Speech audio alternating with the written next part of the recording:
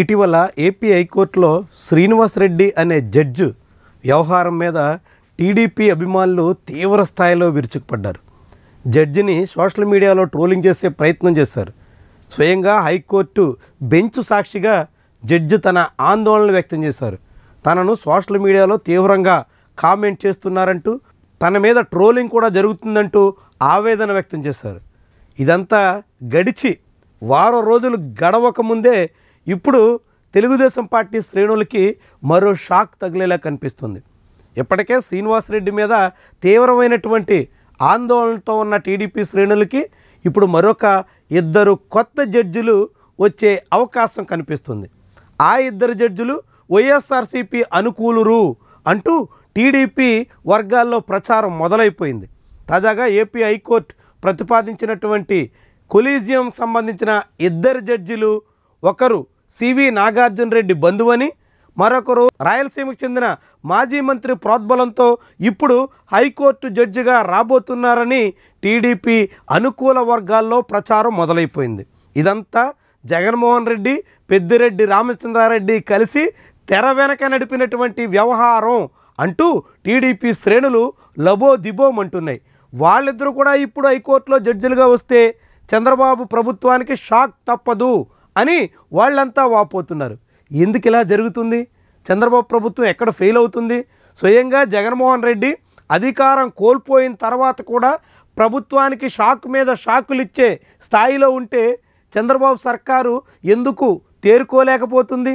ఎందుకు ఈ పరిస్థితిని అడ్డుకోలేకపోతుంది? ఎక్కడ విఫలమవుతుంది? ఇలాంటి ప్రచారమే ఇప్పుడు టీడీపీ కార్యకర్తలను మనోవేదనకి గురి చేస్తుంది. తమ పరిస్థితి ఏమవుతుందో అనేటువంటి ఆందోళనలోకి నెడుతుంది. ఎంతో కష్టపడి 5 ఏళ్ల పాటు జగన్మోహన్ రెడ్డి ప్రభుత్వానికి వ్యతిరేకంగా ఎదురొడ్డి పోరాడినటువంటి వాళ్ళందరికీ ఇప్పుడు హ్యాండ్ ఇస్తూ జగన్మోహన్ రెడ్డి అనుకూలరికి ప్రమోషన్లు వస్తున్నటువంటి పరిస్థితి మీద తీవ్రంగా కలత చెందుతున్నారు. నిజంగానే తెలుగుదేశం పార్టీ అనుకూల వర్గాల్లో ప్రచారం జరుగుతున్నట్టుగా చంద్రబాబు వ్యతిరేకులు, జగన్మోహన్ రెడ్డి అనుకూలరే హైకోర్టు జడ్జిలుగా వస్తున్నారా? వస్తే ఏమవుతుంది? ఎవరైనా జడ్జిలైనా మరొకరైనా చట్టాన్ని అతిక్రమించి వ్యవహరించే అవకాశం ఉండదు. కాబట్టి అలాంటి జడ్జిలు వచ్చినందుకు ఇప్పుడెందుకు కలవరపడిపోవాలి? ఇప్పుడే ఎందుకు టీడీపీ శిబిరంలో కలత మొదలు కావాలి? ఇలాంటి ప్రశ్నలు కూడా ఉదయిస్తున్నాయి. ఇన్నాళ్ళుగా చంద్రబాబు మొత్తంగా న్యాయ వ్యవస్థలో కూడా తన అనుకూలులను పెట్టుకుని కథ నడిపేవారు అనేటువంటి విమర్శలు చాలా కాలం వినిపించాయి. ఇప్పుడు ఒక్కొక్కరుగా చంద్రబాబు అనుకూల జడ్జీలు రిటైర్మెంట్ అవుతున్నటువంటి తరుణంలో ఇప్పుడు ఆయనకి వ్యతిరేకులు పెరుగుతున్నారా అనేటువంటి సందేహం కూడా కలుగుతుంది.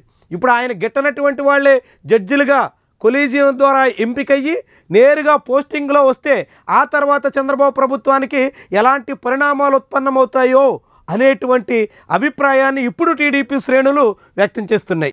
ఏమైనా కోర్టుల సాక్షిగా జరుగుతున్నటువంటి ఈ పరిణామాలు ఆసక్తికరంగా కనిపిస్తున్నాయి.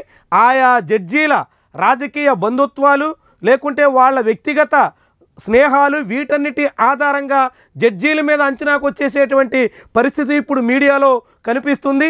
వాటన్ని చుట్టూ కథనాలు వినిపిస్తున్నాయి. ఇవన్నీ ఎక్కడికి దారితీస్తాయి? రేపు ఈ కొలీజియంలో ఎంపికైనటువంటి జడ్జీలే ఆంధ్రప్రదేశ్ హైకోర్టులో పోస్టింగ్ ద్వారా నియమితులైతే ఆ తర్వాత పరిణామాలు ఎటుమళ్ళుతాయి? ఇవన్నీ కీలకమైనటువంటి వ్యవహారాలు. ఇప్పటికే శ్రీనివాస్ రెడ్డి చుట్టూ సాగుతున్నటువంటి చర్చకు తోడు మరికొందరు మంది కూడా యాడ్ అవుతారా అనేటువంటి అభిప్రాయం అయితే బలంగా వినిపిస్తోంది.